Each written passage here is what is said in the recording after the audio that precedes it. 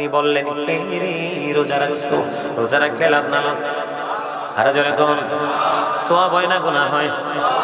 শবে বরাতের একটি রোজা যে রেখেছে আমার নবী বলেছেন তাকে কখনোই জাহান্নামের আগুন স্পর্শ করবে না। তাহলে রোজা রাখলে লাভ না লস? ফরজ রোজা রাখলে আরো বেশি লাভ। কথা কয় না বন্ধু? সবচেয়ে বড় মজার জায়গা হলো নবীজি একটা প্রশ্ন করলেন, অসুস্থকে কে সেবা করেছো? এবার আবু বকর হাত তুললেন। অসুস্থ মানুষের সেবা করার ফজিলত কি জানেন? জানেন না, জানেন না, জানার চেষ্টাও করেন না।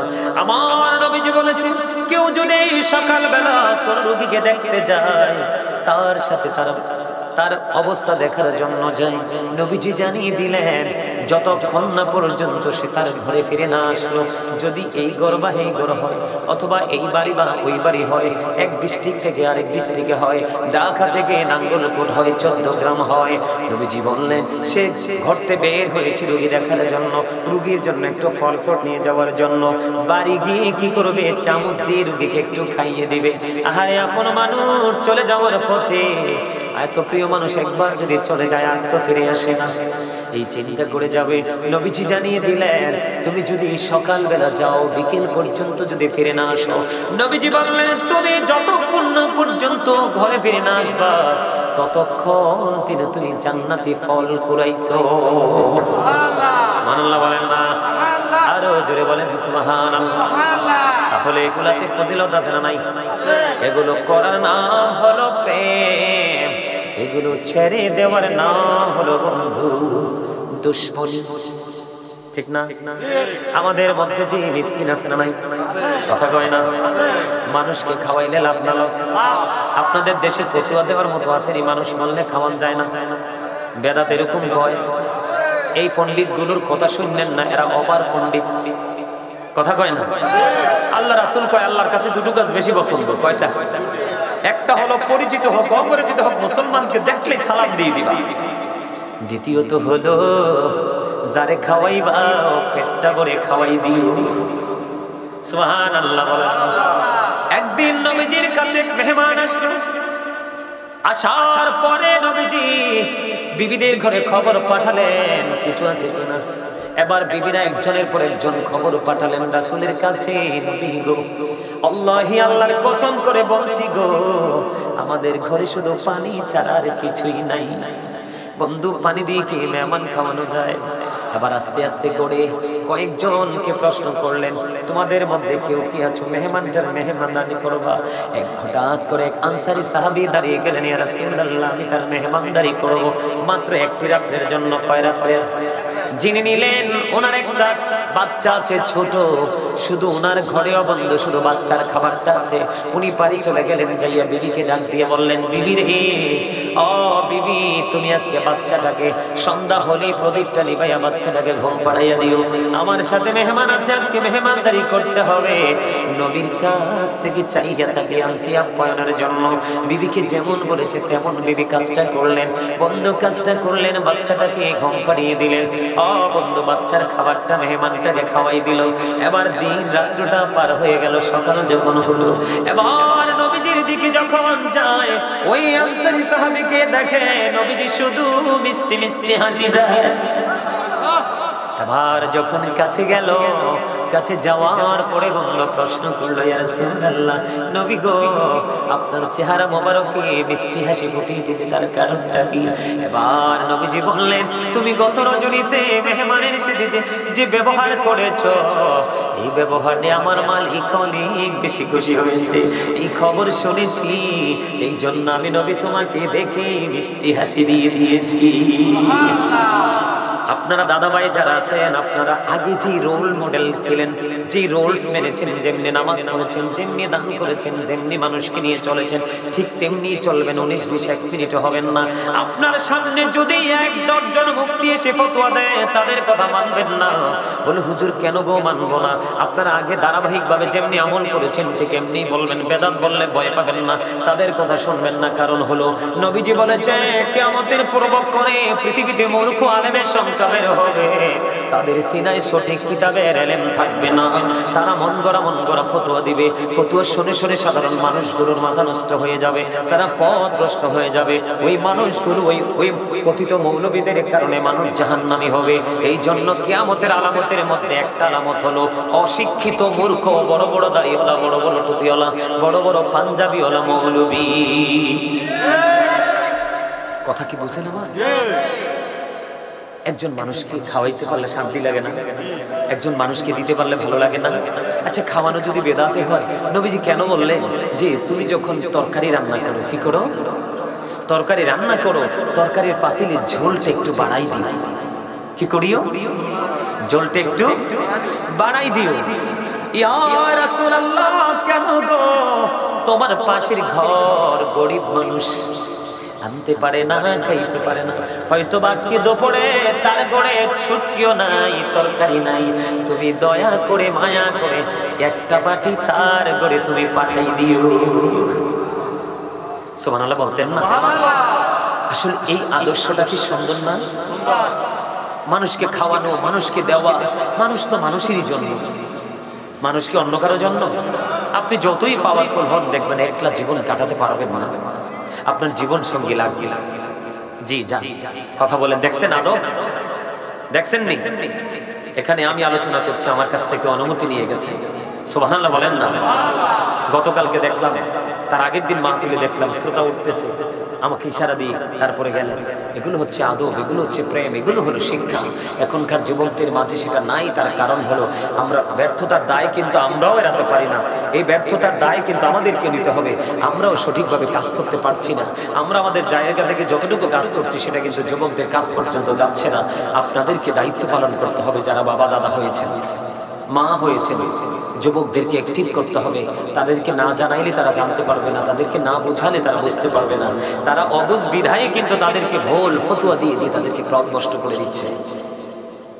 আমার কথা কি আপনারা বুঝতে পারছেন? এখন আমরা যদি মানি তাহলে হব প্রেমিক, আর প্রেমিকের জন্যই বরাদ্দ প্রিয় সুখের জায়গা। আর যদি অমান্য করি তাহলে হব দুশমন। দুশমন কখনোই ভালো কিছু অর্জন করতে পারে না। কথা কি আমার বুঝতে পারছেন? দেখেন, আপনজনকে দেওয়ার ট্রেনিংটা নবীজি কেমন করে দিলেন। মা আয়েশা মনে মনে চিন্তা করলেন তিনি কিছু দিবেন। এবার নবীজি কি প্রশ্ন করলেন, নবী গো আমি কাকে আগে দিব?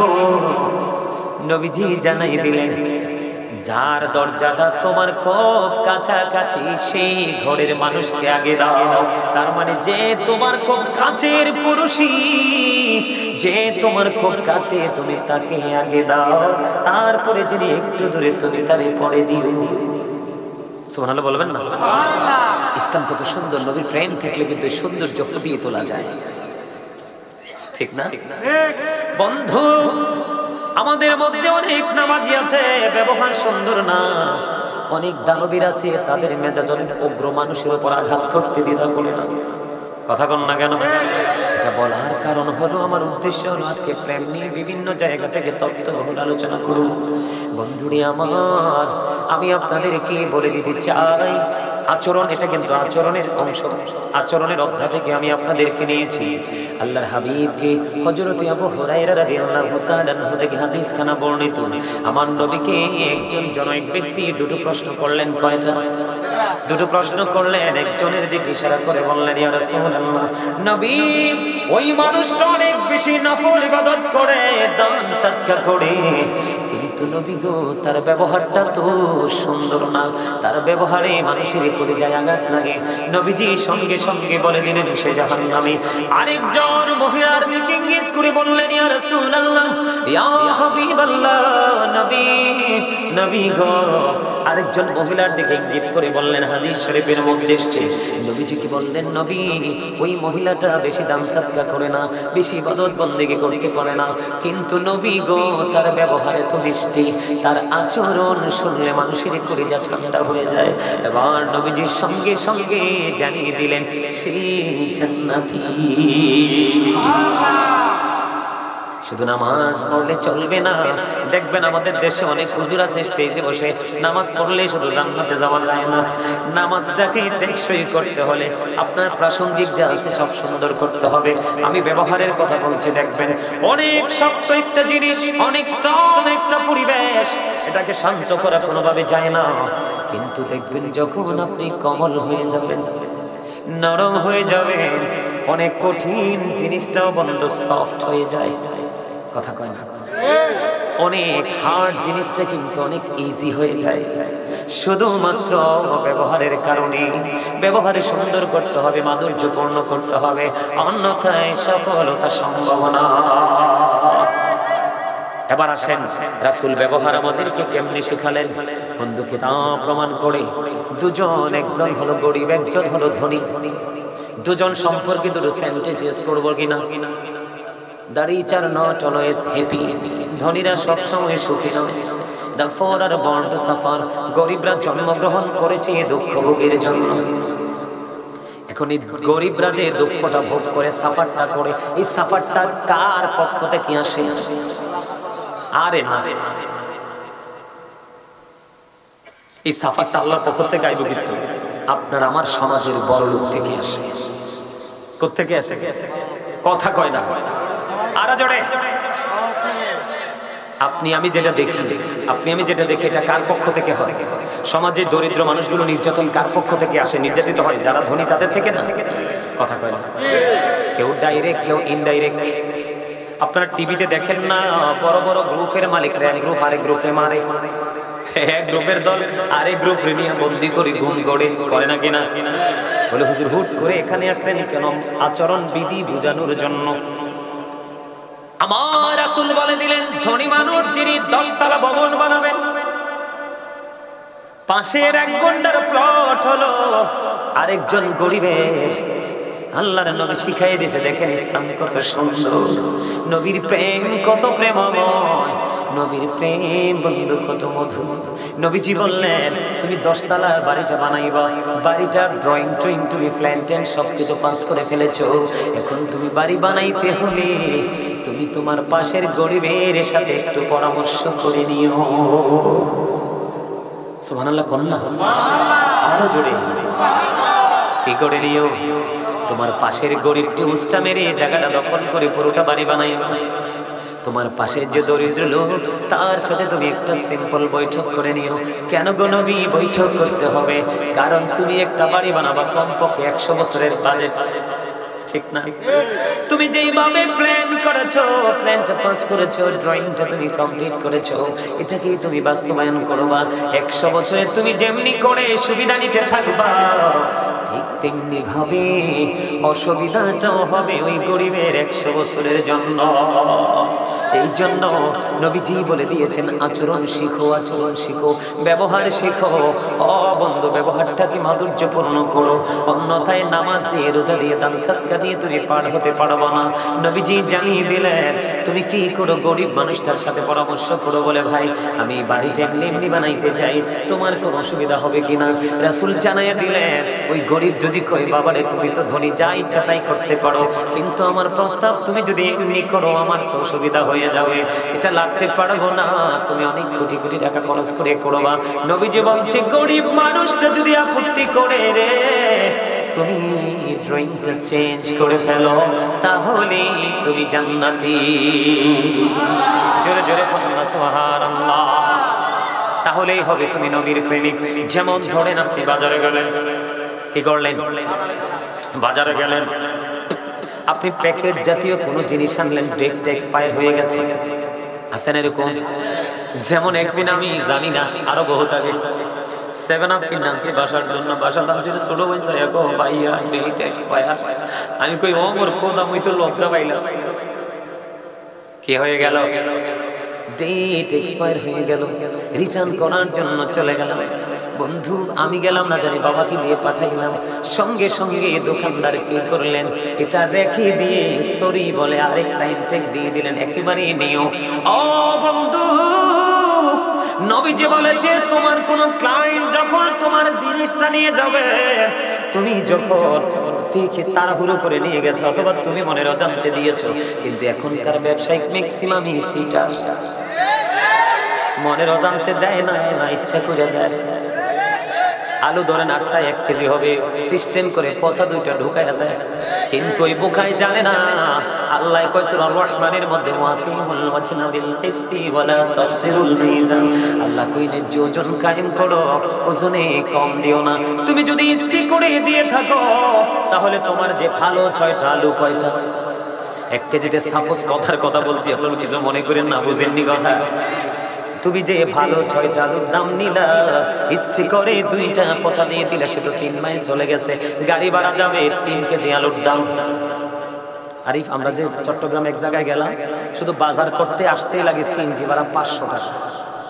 এই লুকি কি চেঞ্জ করা সম্ভব? আইসা বাসখালীতে না সিএনজি বাড়াই লাগে নাকি? আপনারা 1-2 নিয়ে আসেও না। ওমা গো, আমি যে ভয় পাইছি এরপর থেকে আর বাসখালী মাপলে যাই না। আমাদের প্রাইভেট গাড়ি যাইতে আছি, কই যাইতে আছি? বাংলাদেশ কি? এত ভয় পাইছি জানেন।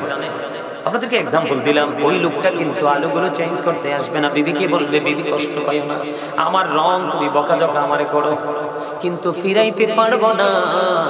গাড়ি ভাড়া যা টাকে যা যাবে তা দিয়ে আরো কিনে নিতে পারবো, ঠিক কিনা বলেন?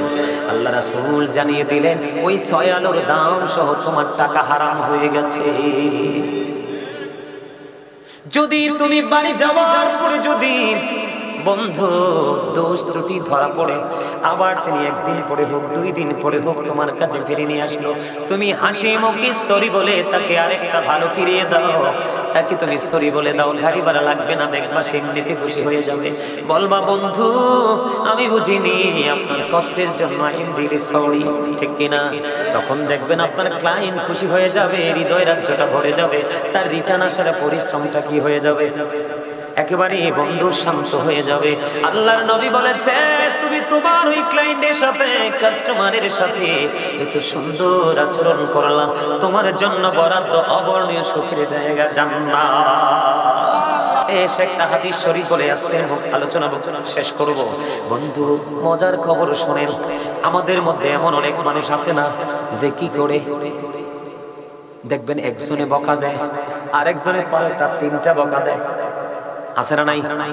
কথা কয় না, আসেনি? কয়টা বকা দেয়? 3টা বকা দেয়। এইরকম একটা কেস নবীজির কাছে আসলো। নবী গো, আমার আপন প্রিয়জনদের সাথে আমি ভালো ভালো আচরণ করি, কি করি? ভালো ভালো আচরণ করি, কিন্তু তারা আমাকে শুধু পাল্টা পাল্টা খারাপ ব্যবহার করে। কি করে? বই জানিয়ে আমি তাদের সাথে সব সময় ভালো আচরণ করি হৃদয় থেকে। নবী গো, তারা সব সময় আমার সাথে পাল্টা আঘাত করে। আমি তাদের সাথে ভালোভাবে কথা বলি, তারা আমার হৃদয়ে কষ্ট দেয়। নবীজি জানিয়ে দিলেন এইটা যদি তুমি ধারাবাহিকভাবে চালিয়ে যেতে পারো, কি করতে পারো? তারা তোমাকে খারাপ ব্যবহার করবে, তুমি পাল্টা তাদের সাথে মিষ্টি ব্যবহার করবা। নবীজি বললেন তুমি তাদের সাথে শুধু ভালো ব্যবহার করছো না, তাদেরকে যেন উত্তপ্ত আগুনের কয়লা খাওয়াচ্ছ। যতদিন পর্যন্ত তুমি আলোচনাটা, এই যতদিন পর্যন্ত তোমার এই ব্যবহারটা তুমি ধারাবাহিক করতে করতে করতে করতে তুমি কোথায় যাওয়া, একবারে শেষ পর্যন্ত যাবা, তখন কি হয়ে যাবে? প্রতিনিয়ত তুমি ভালো ব্যবহার তো করছো না, তুমি যেন তাকে উত্তপ্ত আগুনের কয়লা খাওয়াচ্ছ। জোরে জোরে বলেন সুবহানাল্লাহ। আপনার সাথে কেউ খারাপ ব্যবহার করলে আপনি কখনোই কারোর সাথে খারাপ ব্যবহার পাল্টা করবেন। সে আপনার সাথে বিকট চেহারা নিয়ে তাকাবে, আপনি তার সাথে মিষ্টি হাসি দিবেন, ঠিক আছে? এটি যদি করতে পারেন তাহলে হবেন প্রেমিক, আর এই প্রেমিকদের জন্য হলেন আপনারা জান্নাতি। আজকে মনে হয় কতদিন রে, 15-20 দিনের বলি, 15-20 দিনের মধ্যে আজকের মতো ওয়াজ আবার গলা দিয়ে আসে না। আমি কিন্তু জানুয়ারির 5 তারিখ থেকে অসুস্থ। কত তারিখ? জানুয়ারি মাসের 5 তারিখ থেকে অসুস্থ। আমি মনে হয় পুরো জানুয়ারি মাসে 3 কেজি চালের ভাত হয়ে যাবে। বিশ্বাস করবেন আপনারা? 5.5 মাস একটা মসজিদ আল্লাহ আমাকে দিয়ে কমপ্লিট করিয়েছে। আমাদের গ্রামের বাড়ি 30 বছরের পুরনো মসজিদ, পাঞ্জেগানা ছিল। আমিও দম গুনাহগারের এই 2 হাত দিয়ে সবগুলো টাকা পেমেন্ট দিয়েছি, সবগুলো মালামাল কিনেছি, 5.5 মাসে বাংলাদেশে মসজিদ শুরু থেকে শেষ কমপ্লিট হয়েছে এমন কোন রেকর্ড নাই। কয়েক বছর গড়ায়, ঠিক না? মসজিদ কমপ্লিট করেছে, আপনারা অনলাইনে দেখবেন। ছিল পান্দেগানা, এখন চালু করছি জুমা। আরো বেশি খুশি হবেন আপনারা। এই জুমার নামাজে চালু করেছি খতিবের যে মাসিক যে হাদিয়াটা, এটা প্রতি মাসে আমি দিব বলে মসজিদ উদ্বোধনের দিন প্রতিশ্রুতি দিয়েছি, এবং জানুয়ারির হাদিয়া অলরেডি দিয়েও দিছি। আলহামদুলিল্লাহ। কম আর জোরে ওই যে বাড়ি আর শহর দৌড়াদৌড়ি করেছি এক টানা, সেই সময় প্রতিদিন আপনার দুপুরের খাবার মিস। এ খাবার না খাইতে না খাইতে ধুলা বালি, কখনো রোদ, কখনো বৃষ্টি, কখনো ঠান্ডা, কখনো গরম, এই করতে করতে করতে করতে মসজিদে দেখেন মসজিদটা উদ্বোধন করে দিয়ে আসছি বাড়িতে, জুমা চালু করে দিয়ে 1 জানুয়ারি 5 তারিখে আসার পরে এই যে জ্বর উঠছে, ঠান্ডা কাশ শুরু হয়েছে, সেই থেকে এই অসুস্থতা এখনো বডিতে। আমি কিন্তু অত্যন্ত দুর্বল, কিন্তু আপনাদের যারা দর্শক এবং যারা আমাকে আজকে দাওয়াত দিয়েছে, আমি অন্তর থেকে বিশ্বাস করি মাহফিল কমিটির মধ্যে যখন কোনো গলদ থাকে, আজকে আপনাদেরকে সামনাসামনি একটা কথা বলে যায়, প্র্যাকটিক্যালি আমার মনের কথা। এই যে আমার সাথে ছেলেরা আছে, ওরা কন্টিনিউ থাকে, শুধু মাহফিল না, সব সময়। মাহফিল কমিটির ভিতর যদি কোনো গলদ থাকে, আমার মুখ দিয়ে জীবন আলোচনা বের হয় না। এটা আজকে আপনাদেরকে বলে দিলাম। আপনাদের উভয়ের মধ্যে আছে উদারতা, প্রেম এবং ভালোবাসা। এই জন্যই হয়তো আল্লাহ রাব্বুল আলামিন আজকে এত সুন্দর করে আমি যে আলোচনা করছি, আমার নিজের কাছে ভালো লাগছে। আমি 1 ঘন্টা, 1.5 ঘন্টা, 1.5 ঘন্টার বেশি আলোচনা করতে পারি না, কিন্তু আজকে দেখেন সমান 2 ঘন্টা হয়ে গেছে, আলোচনা চলতেছে। আপনারা মজা পান নাই? আলহামদুলিল্লাহ বলেন। আমি কিন্তু এশারের নামাজও এখনো পড়ি নাই, বিশ্বাস করবেন, শুধু টাইমলি অ্যাটেন্ড করার জন্য। আজকে কালকে এক প্রোগ্রামের জন্য 2 দিন এমন জায়গায় গেছি, বাংলাদেশের একবারে লাস্ট বর্ডার, এনে গেছি মোবাইল টোটাল অফ, নেটের ঘরে একবারে সাদা। আগের দিন রাত্র 3:30টায় রওনা দিছি, বুঝছেন? মাহফিল শেষ করে আজকে সকাল 9টায় এসেছি, 100 গাড়ি চলেছে। ওখান থেকে 2টা 18 মিনিটে রওনা দিছি, সকাল 9টায় এসে বাসায় পড়ছি। আবার বুঝেন, কিন্তু খানা নাই। বিশ্বাস করবেন আপনারা, আমি কিন্তু কোথাও কিছু খাই না। মাছ, গোস্ত, এগুলো কেমন স্বাদ আমি বলতে পারবো না, আমার জীবনে আমি খাই নাই। 12 মাস শাকসবজি খাই, সেটা নিজের, শুধু একমাত্র নিজের ঘরে। বিশ্বাস করবেন, এই লং সফর করছি। কালকে সকাল 10টায়, সকাল 10টায় আপনার কয়টা মুড়ি খাইছি? কখন?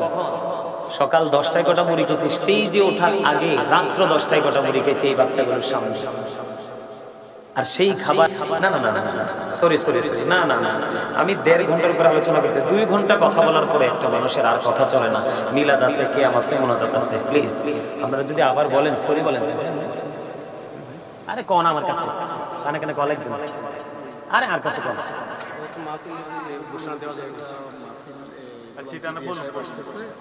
আচ্ছা আচ্ছা দিবে। আমার মা বোনদের একটা রিকোয়েস্ট আমার কাছে আছে, অনুরোধ আছে, তাদের খুব পছন্দের একটা গজল। সাবধানে থাকি ওনারি পর্দার আড়ালে, হাদিসে হারাম লিখে অন্য দেখিলে, সাবধানে থাকি ওনারি পর্দার আড়ালে। আজকালের নারী গণে তারা স্বামীদেরকে ঘরে রেখে, ভালো লাগে না তাদের মার্কেটে না করবে, ভালো লাগে না তাদের মার্কেটে না করলে, সাবধানে থাকি ওনারি পর্দার আড়ালে। সাদা কাটিনের জামা পরে তারা ঠোঁটে গালে আলতা মেখে, রূপের ব্যবসা করে তারা শহরে চলে, রূপের ব্যবসা করে তারা শহরে চলে। সাবধানে থাকি ওনারি পর্দার আড়ালে। ঠিক না বলেন? বর্তমানের নারী গণে তারা স্বামীদেরকে ঘরে রেখে, ভালো লাগে না তাদের পার্কে না গেলে, ভালো লাগে না তাদের পার্কে না গেলে, সাবধানে থাকি ওনারি পর্দার আড়ালে। ঠিক না বলে? আমি কি ভুল করছি? আপনি দেখবেন উনি হাজবেন্ড বিদেশ, উনি বয়ফ্রেন্ড নিয়ে পার্কে, ঠিক আমার চেয়ে বেশি আপনারা জানেন। বলে হুজুর আপনি এত কিছু জানেন কেমনে? ফেসবুক কিন্তু চালাই না, মাঝে মাঝে নেটে ঢুকি, দেখি এভরি জামাই বিদেশ, সেভরি বয়ফ্রেন্ড দিয়া পার্কে, শপিং মলে। এটা কি হইল? আল্লাহ রাসূল কয় পর্দা করে চললে নারী, ফাতেমারি সঙ্গে তুমি, ফাতেমারি সঙ্গে তুমি জান্নাতে যাবে, ফাতেমারি সঙ্গে তুমি জান্নাতে যাবে, সাবধানে থাকি নারী পর্দার আড়ালে। ঠিক না বেটি? খবর ঠিক না? ওমা এটা হাদিস শরীফ। আল্লাহ রাসূল বলতেছে ফাতেমা তু সাইয়্যিদাহু নিসাই আহলিল জান্নাহ। রাসূল বলতেছেন mother Fatema is the leader of females in জান্নাহ। আমার রাসূল বলতেছে মহিলাদের জান্নাতে সরদারিনী হবে মা ফাতেমা। এজন্য বলে পর্দা করে চললে নারী, ফাতেমারি সঙ্গে তুমি, ফাতেমারি সঙ্গে তোমার জান্নাত হবে, সাবধানে থাকিও নারী পর্দার আড়ালে। মা বোনদের সচেতন হতে হবে। নবীজি যখন মেরাজে গেলেন, জান্নাতে গিয়ে দেখলেন আপনার গরিব মানুষ আর পুরুষ লোক বেশি, কি? আর জাহান্নামে গিয়ে দেখলেন, জাহান্নামে গিয়ে দেখলেন ধনী মানুষ আর মহিলা বেশি। এর জন্য মহিলাদেরকে কি হতে হবে? সচেতন হতে হবে, অ্যালার্ট হতে হবে। এতে কোনো সন্দেহ নেই। কথা কি বুঝে আসছে? আপনাদের কোনো গজলের আবদার আছে? আমার পছন্দ থেকে একটা গাইতে, হ্যাঁ? আপনাদের কোনো পছন্দ থাকলে বলেন। আমার তো পছন্দ সব দিক, আমার পছন্দ সব দিক। হ্যাঁ তাহলে হ্যাঁ হ্যাঁ মার মা হ্যাঁ মার একটা গজল গাইতে হবে। আচ্ছা আচ্ছা আচ্ছা, আমার লেখা গজল গাই, যেটা আমি মনে হয় স্টুডেন্ট থাকতে, নারী থাকতে লিখছিলাম মায়ের সামনে। আমি একটু গজলটা গাই, আপনারা পারলে আমার সাথে গাইবেন। হ্যাঁ। কিনে গেলাম পাখি দিয়া মাগো আমায় কাফিলে, দিবানিশি তো শিরাগুন হৃদয়ে জলে, দিবানিশি তো শিরাগুন হৃদয়ে জলে। হায়রে কাহাইন্দা কাহাইন্দা হইছে রে নদী মা,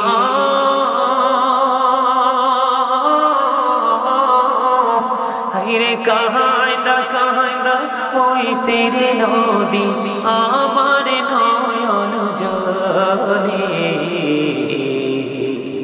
দিবানিশি তুষের আগুন হৃদয়ে জলে।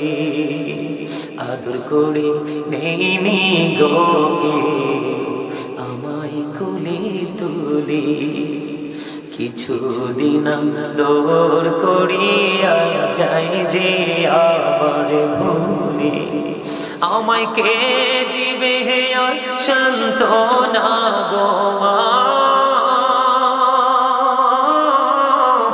আমায় কে দিবে সান্ত্বনা গো, একটু আদর করে, দিবানিশি তুষের আগুন হৃদয়ে জলে। আমি সব বেদনা বইলা গো যাইতা মায়ের আদর পেলে, সেই মায়া আমায় ছেড়ে গেছে চিরদিনের তরে। বলেন না আমি সব বেদনা ভুইলা গো যাইতা মায়ের আদর পেলে, সেই মায়া আমায় ছেড়ে গেছে চিরদিনের তরে। আমায় কে আমায় নাম দড়িয়া ডাকি দিয়া রে মা,